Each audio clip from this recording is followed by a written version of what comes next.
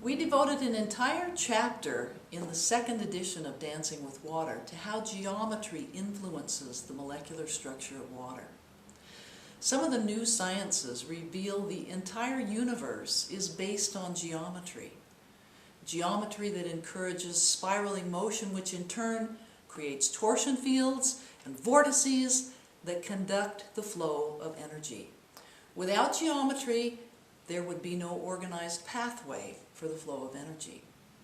In Dancing with Water, we discuss some of the research that shows how energy can be focused and intensified using shapes. So it was not a surprise to us when we discovered that the shape of the Aladdin glassware helped to organize the molecular structure of water. The shape of the design also creates a unique harmonic resonance that establishes coherence. And coherent molecular structure is fundamental to the creation of what we refer to as full spectrum living water. So let me explain a little bit deeper. At the very foundation of geometry is something known as the golden ratio, or the divine proportion. I don't want to go into how the golden ratio was derived or the volumes of research that substantiate its significance in mathematics, biology, and even in music.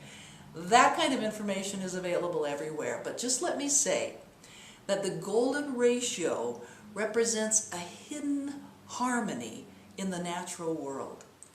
It describes the growth of some of nature's most complex and orderly systems, and it creates a logarithmic fractal spiral where each part is a smaller version of the whole. Golden ratio spirals appear to focus and organize source energy. They help to bring in organic light and life force into physical form. Examples of this are the organization of the seeds in a sunflower and the spiraling pattern of all seashells, most seashells. There are many shapes that echo golden ratio proportion. For example, pyramids, cones, and the shape of an egg.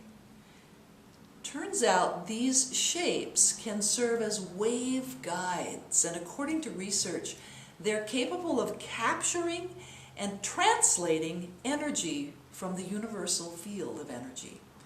They can have an influence on water's molecular structure. It was Victor Schauberger who showed us how the shape of an egg was ideal for the storage of water. It's based on golden ratio proportion, and the shape of an egg is epitomized by an infinite number of golden ratio spirals. Aladdin glassware is similar. Originally crafted by a musician, it selects a chord from the infinite number of golden ratio spirals in an egg-shaped container, and it uses that chord to create the gradations in the design of the carafe. These gradations also establish that harmonic resonance I spoke of that further participates in the creation of water structure. Within a very short period of time, water placed in an Aladdin carafe becomes more organized and achieves a delicate refinement, similar to the kind of refinement that occurs within an egg-shaped vessel. Testing using a similar method to the one developed by Dr. Emoto in Japan verifies how quickly the water inside the Aladdin carafe acquires liquid crystalline properties. Now, some people prefer the shape of an egg for bringing water to ultimate refinement. It does have a very natural and primordial feel. But there are some circumstances where the elegance of glassware cannot be matched. Glass itself is made of silicon dioxide, which is quartz. Quartz has its own properties that are very similar to water, so glass is very supportive of water's organized structure. Quartz is also one of the most prominent minerals on the Earth, and it holds the Earth's resonant frequency, which is something else that is important for water. Aladdin glassware, beloved by water and a must for any water connoisseur. Now, during the writing of the first edition of Dancing with Water, I began a practice of dancing in the morning as a form of exercise. On one occasion, I had made some special water in the Aladdin carafe, and it was sitting in the center of the dining room table as I began to dance.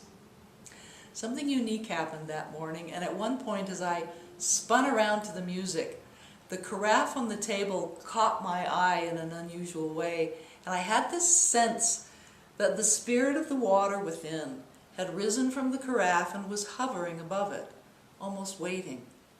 Still dancing, I offhandedly said out loud to the water, "Oh, so you're the real genie in the vessel." And then realizing what I had said, I stopped dancing and stared at the carafe and the imagined essence of the water that was hovering there. And I thought to myself, but of course, water that's been structured with love and intention in this vessel is ready to receive information, almost like a wish to the genie in the story of Aladdin's lamp. Water made in this vessel, similar to water made in an egg-shaped container, is extremely receptive, and it is ready to receive imprints and information. As soon as I had gotten my aha, and as soon as I had completed that thought process, it was almost as though the spirit of the water gracefully dropped back into the carafe, or so it seemed to me. In keeping with that message, let me say that these beautiful carafes are especially nice to make elixirs, gemstone essences, and homeopathic type preparations, because the water made in this vessel is so receptive. The water holds information for a long period of time when you protect it from direct sunlight and electromagnetic fields, microwaves, and that sort of thing. At Dancing with Water, we love the Aladdin vessels.